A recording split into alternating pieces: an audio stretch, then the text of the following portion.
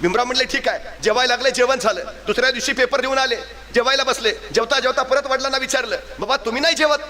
भीमराव तुमचं होऊ द्या, तुमचं झालं की मी जेवतो. तिसऱ्या दिवशी, चौथ्या दिवशी जेवता जेवता बाबासाहेब आंबेडकर आपल्या वडिलांना विचारायचे, बाबा तुम्ही नाही जेवत? आणि रोज वडिलांचं उत्तर ठरलेलं, तुमचं होऊ द्या, तुमचं झाल्यावर मी जेवतो.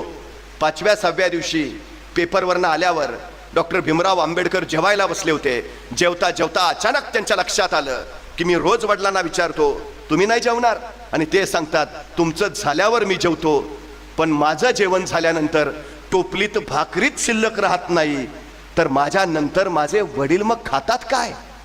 त्यांनी जेवता जेवता वडिलांना विचारलं, बाबा मी रोज तुम्हाला विचारतो तुमचं जेवण, आणि तुम्ही सांगता की भीमराव तुम्ही जेवून घ्या, तुमचं झाल्यावर मी जेवतो. पण बाबा माझं जेवण झाल्यानंतर टोपलीत भाकरीच शिल्लक राहत नाही, मग तुम्ही खाता काय? तुम्हाला भूक नाही का लागत? तसे रामजी बाबा म्हणाले, भीमराव माझी भूक या भाकरीनं भागणारी नाही. तुम्ही एवढे मोठे व्हा, एवढे मोठे व्हा की तुमचं ते मोठेपण बघूनच माझं पोट भरेल. भीमराव तुम्ही मोठे व्हा.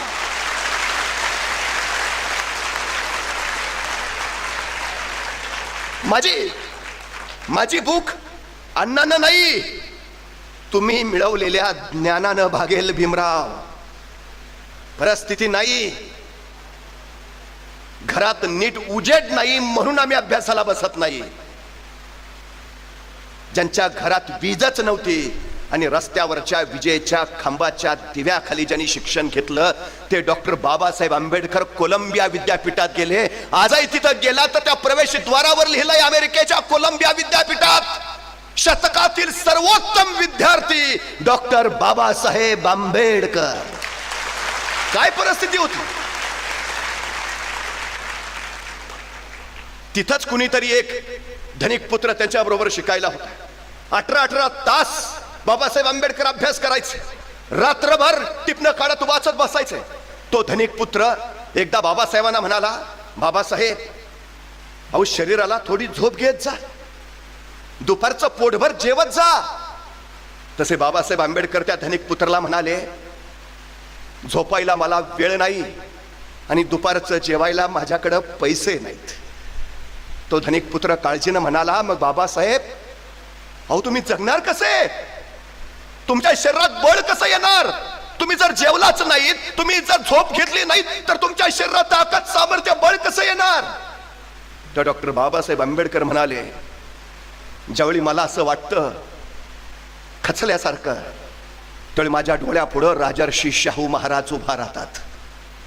माझे हजारो दलित बांधव माझ्या नजरेसमोर येतात आणि माझ्या अंगात मग बळ येतं. या लोकांसाठी मला शिकलं पाहिजे, या लोकांसाठी मला घडलं पाहिजे. ही तीव्रता जेवढी असते ना पाठीशी, त्यावेळी हातातनं कर्तृत्व घडतं, कृती घडते. तुमची पिढी सुरक्षा कवचात आहे. तुमच्या वडिलांनी जेवढे कष्ट सहन केले ते तुमच्या वाट्याला नाही आले. तुमची आई जेवढी राबते तुम्हाला ती गरज नाही, कारण त्यांनी सावली तुमच्यावर इतकी प्रेमाची धरली आहे, कारण त्यांच्या आयुष्याचं अर्थ जगण्याचं सार्थकच ती आहे. वडील सांगतात, माझी खूप इच्छा होती सायकलवरनं शाळेत जावं, पण मला कधी सायकल मिळू शकली नाही, पण माझ्या मुलाला मात्र मी शाळेत जायला पहिली सायकल घेऊन देणार. जे मला मिळालं नाही ते माझ्या मुलाला मिळालं पाहिजे, जे आम्हाला बनता आलं नाही ते आमच्या मुलांनी बनलं पाहिजे. सगळं आयुष्य तुमच्यासाठी समर्पित करून टाकतात. इच्छा काय आहे? तुम्ही घडावं, तुम्ही बनावं. काय काय करायचंय आम्हाला? तेच तर बनायचं आहे. पण काय झालंय, जहाज किनाऱ्यावर सुरक्षित असतात, पण जहाजांचा जन्म किनाऱ्यावर राहण्यासाठी झालेला नसतो. विमानं विमानतळावरच सुरक्षित असतात, पण विमानं विमानतळावर उभा करण्यासाठी बनवलेली नसतात. विमानाने आभाळातच भरारलं पाहिजे आणि जहाजाने दर्यातच वादळाशी झुंजलं पाहिजे, तर ते उपयोगाचे. माणसांचंही तसंच आहे. निवांत बसायला माणसाचा जन्म झालेला नाही. त्यांनी संघर्षच केला पाहिजे, लढलंच पाहिजे, झुंजलंच पाहिजे, तर त्याचा कस लागेल आणि त्यातूनच तो नवं विश्व घडवेल. हे महत्वाचं आहे. आमच्या पोरांना जरा ते सांगायला हवं आम्ही. कधी यश मिळतं? आज विराट कोहली म्हटल्यावर आम्हाला कोण आनंद होतो? Champions of champion. आम्हाला त्याचं यश दिसतं, त्याचा पैसा दिसतो, त्याची प्रसिद्धी दिसते. पण त्याचे कष्ट माहिती आहेत. 18 तास स्वतःला कोंडून घेऊन फलंदाजी करत राहिला तो.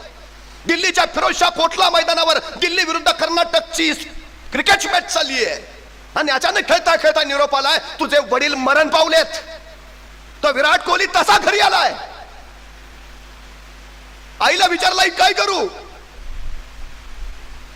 आई म्हटली, या क्षणी तुझे वडील असते तर त्यांनी तुला काय सांगितलं असतं. विराट म्हणाला, माझे वडील मला हेच म्हटले असते, खेळायला जा, तुझं ध्येय पूर्ण कर, बाकी गोष्टीकडे लक्ष देऊ नकोस. आणि वडिलांचं प्रेत घरात ठेवून तो विराट कोहली फिरोजशाह कोटला मैदानावर खेळत राहिला. हे दिलाय त्यानं, किंमत वजा केली, दिली आहे किंमत. मोठं कधी होतं, हा त्याग करावा लागतो, सोसावं लागतं, सहन करावं लागतं, स्वतःला जाळून घ्यावं लागतं. तेवढी यशाचा उजळपण आमच्या वाट्याला येतो. ही तयारी हवी आमची, उगाच नाही होत. सगळं आहे तुमच्यात, वापर करायला हवा, क्षमता बाहेर काढायला हव्यात. कारण देणं याव करणं त्याव काही नाही हो, काही नाही. असंख्य माणसं आम्ही अशी परिस्थितीशी झगडत आणि झुंजत. आणि एक लक्षात घ्या, ज्यांची परिस्थिती उत्तम असते त्यांच्यातल्या क्षमतांना बाहेर यायला वावच मिळत नाही. आणि ज्यांची परिस्थिती खडतर असते त्यांच्या क्षमतांना वावच वाव असतो. हे सगळ्यात महत्वाचं. अशी असंख्य माणसं तुम्ही बघितल्याची आजूबाजूला. मेहनत करावीच लागते, कष्ट करावेच लागतात. सगळ्यात महत्वाचा, एका राजानं 2 गरुडाची पिलं आणली. एक आकाशात भराऱ्या मारायला लागला, दुसरा मात्र जागाच सोडेना. राजानं दंडी दिली, जो कुणी या गरुडाच्या पिलाला उडायला शिकवेल त्याला अर्ध राज्य बक्षीस दिलं जाईल. असंख्याने प्रयत्न केले, असंख्य धडपडले, पण ते गरुड जागेवरच झाले ना. अहो, ते गरुड आहे, त्याचा जन्मजात नैसर्गिक गुण आहे भराऱ्या घ्यायचा. त्यानं भरारी घेतली पाहिजे. गरुड असून जागा सोडत नाही. एका शेतकऱ्याने ही दौंडी ऐकली आणि शेतकरी राजांकडे आला, मी करू का प्रयत्न महाराज. महाराज म्हणले कर. आणि दुसऱ्या क्षणाला त्या शेतकऱ्यानं, तो गरुड बसला होता, ती फांदी मोडून टाकली. फांदी मोडली तसा गरुड झेपावला आणि सरळ आसमानात भराऱ्या म्हणायला लागला. त्या राजाला काय कळे ना, अरे असं काय केलंस. असंख्य लोक आले आले आले पण काही जमलं नाही, तुला कसं साधलं. शेतकरी म्हणला, काही नाही, तो जिथं बसला होता ती जागा पहिली मी मोडून टाकली, फांदी तोडून टाकली. आम्ही सुरक्षित राहायची सवय आम्हाला लागलेली असते. सुरक्षित चाललंय ना चांगलं, मग उगाच कशाला काय. धाडस विषयच नाहीये. आहे तिथंच सुरक्षित कसं राहता येईल याचा सतत आणि सतत सतत विचार करतो. आणि आमच्यासाठी सुरक्षित कोश तयार करत असतो. बघा ना, परीक्षेला 1 महिना आहे, आमची अभ्यासाची गती किती आहे. आहे ना महिना अजून, करू ना. एखाद्या परीक्षेतल्या पेपरला सुट्टीच नसते. आजचा पेपर झाला की उद्या लगेच दुसरा पेपर असतो. आम्ही इतक्या वेगात असतो, आमचं जेवणाकडे लक्ष नसतं. येतो पटकन अभ्यासाला बसतो, उद्या पेपर आहे, उद्या पेपर आहे, अभ्यास रात्रभर, दुसऱ्या दिवशी पेपरला. आणि तो पेपर झाला की परत 4 दिवस सुट्टी असते. तो पेपर देऊन आला की निवांत. तो पेपर 2ला सुटला तरी घरी 7ला येतो. मग आता आहे ना 4 दिवस सुट्टी. सुरक्षा कोश तयार झाला. दुसरा दिवस उजाडतो, अरे 2-3 दिवस पेपर राहील, मग आहे अजून 2-3 दिवस. त्यातलेही 2 दिवस जातात, अरे परवा पेपर आहे ना अजून 2 दिवस. तोही दिवस जातो, उद्या पेपर, पुस्तकच नाही माझ्याकडं. मग तिथनं शोधाशोधीची. मग दुपारपर्यंत कसा तरी पुस्तक घेऊन येतो. मग पुस्तक घेऊन घेताना ते मित्र म्हणतात, आपण सगळे एकत्रच बसू, उद्या पेपर आहे. आता एकत्र आली की अभ्यासच झाला. संध्याकाळ अशीच उजाडते. आता रात्र राहिली, आजच्या रात्री सगळा अभ्यास उरकू आणि उद्या सकाळी पेपरला जाऊ. पण सगळे एकत्र बसल्यावर ह्याच्या डोक्यात एकच, आता 4 दिवस गेले, काय केलं नाही, एका दिवसात काय होणार. हा बाकीच्यांना विचारतो, तुम्ही किती वाजता झोपणार आहे. बाकीचे म्हणतात, आम्ही आता 12 वाजेपर्यंत अभ्यास करणार आहे, 12 वाजता आम्ही झोपू. मग एक काम करा, तुम्ही झोपताना मला उठवा, तोपर्यंत मी झोपतो. दिवस गेला, बाकीचे उठवतील, हाही झोपला. 12 वाजता बाकीचे झोपायला निघाले, ह्याला उठवलं, उठ आम्ही झोपतोय, आता तू अभ्यास कर. मला सांगा, तुम्ही सकाळी किती वाजता उठणार आहे.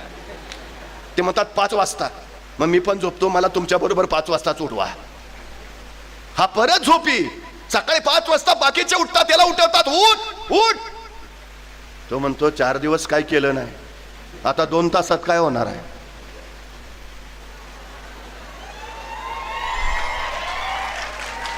काय उपयोग आहे? काय तुम्हाला जितकं जास्त मिळेल ना, वेळ काळ सगळं, सोयी सवलती सुविधा, तुम्ही सुरक्षित सुरक्षित सुरक्षित, कष्ट संघर्षाची तयारी संपून जाते. कंफर्ट झोन सोडून टाका, फांदी मोडून टाका स्वतःची, त्याशिवाय आसमानात भरारच घेता येत नाहीत. हे पहिलं लक्षात घ्या. गरुडाला गरुड का म्हणतात? त्याची झेप गरुड झेप का होते? पोपट कावळा चिमणी यांच्या झेपा गरुड झेपा का नाहीत? काय फरक आहे त्यांच्यात? तुम्हाला माहिती आहे, गरुडाचं पिलू ज्यावेळी जन्म घेतं त्यावेळी त्याची आई सरळ त्याला आपल्या पंजात पकडते आणि सरळ आसमानात भरारी घेते. नुकताच जन्माला आलेलं पिलू, नुकताच जन्माला आलेलं पिलू, त्याला श्वास कसा घ्यायचा माहित नाही, वारा म्हणजे काय माहित नाही, आभाळ कसं असतं कळत नाही, जगणं मरणं काय काय माहित नाही, नुकताच आयुष्यात आलंय. आईनं कुशीत घ्यावं, सावरावं, भरवावं, आवरावं, पण तीच आई जन्मताच पिलाला आपल्या पंजात पकडते आणि उंच आभाळात अधिक अधिक अधिक उंच जाते. त्या पिलाला काही समजे ना उमजे ना, आणि अपाट उंचीवर गेल्यावर त्या गरुडाच्या आईनं आपल्या पंजातल्या आपल्याच पिलाला सरळ खाली सोडून दिलं. वाऱ्याच्या वेगाने ते पिलू सरसर सरसर खाली यायला लागलं. आता खाली आपटणार, कपाळ मोक्ष होणार, संपलं. त्या अर्थ साथ घालतं, याई याई याई पकडणं, याई धरणं, याई घेणं कुशीत, याई. ते वेगात खाली खाली येत आहे आणि ती आई मात्र वरच्यावर फक्त घिरट्या घालत राहते. पिलू खाली खाली खाली अर्थ हाक मारत साथ घालतं, याई ये ना ग, याई घेणं जवळ, याई. पण ती आई येत नाही. पिलू आता काही अवकाश राहिलेला आहे, आता आपटणार मरणार. आणि ज्या क्षणी त्याला कळतं आई येत नाही, त्या क्षणी ते सगळी स्वतःची शक्ती एकवटत, स्वतःचे पंख बाहेर करतं. त्या पंखात सामर्थ्य आणतं. बघता बघता वाऱ्यावर स्वार व्हायला लागतं आणि एक क्षण असा येतो ते वाऱ्यावर स्वार होतं आणि सगळी शक्ती एकवटून एक उंच गिरकी गुण भरारी घेतं आणि वर आईला सांगतं, आई जमलं ग.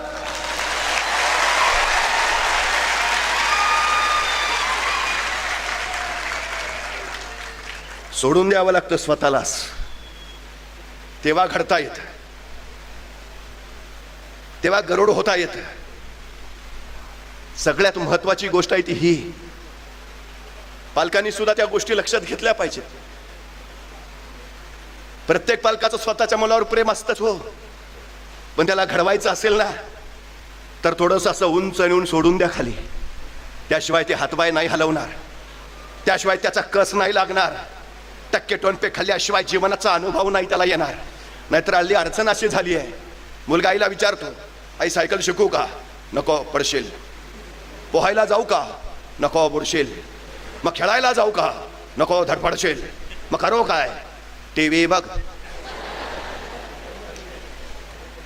कशी इतिहास घडवणारी मुलं तयार होणार? मला प्रश्नच आहे हो. काही दिवसांनी तुमच्या परभणीत जशा विरंगुळ्यासाठी बागा तयार केल्यात, आणखी 5-10 वर्षांनी परभणीत जागोजागी महानगरपालिकेला मोबाईल डिटॉक्स सेंटर उभा करावे लागतील.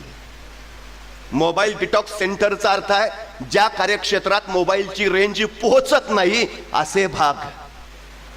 काही दिवसांनी लोक इतकी बधीर होतील की ती म्हणतील जिथं मोबाईलची रेंज नाही तिथं मला जायचं आहे. आताच सुरू झालंय ते. बागा नाही, उद्या उद्या मोबाईल डिटॉक्स सेंटर उभा राहतील की जिथं रेंज नाही लोक तिथं जातील, तिथं शांत बसतील, तिथं स्वतःशी संवाद साधतील, विचार करतील आपण काय आहोत, काय करतो आहोत जगणं. आणि ह्या पिढीला तर ते आहेच, हे वाट्यालाच आहे. क्षमता मारत निघालात तुम्ही, लक्षात घ्या. मान्य आहे मला. आमच्या पोरांच्या अपयशाची सगळ्यात मोठी कारणं सध्या जर कुठली असतील तर पुस्तकांपेक्षा त्यांचा वेळ मोबाईलच्या स्क्रीनवर जास्त जातोय हे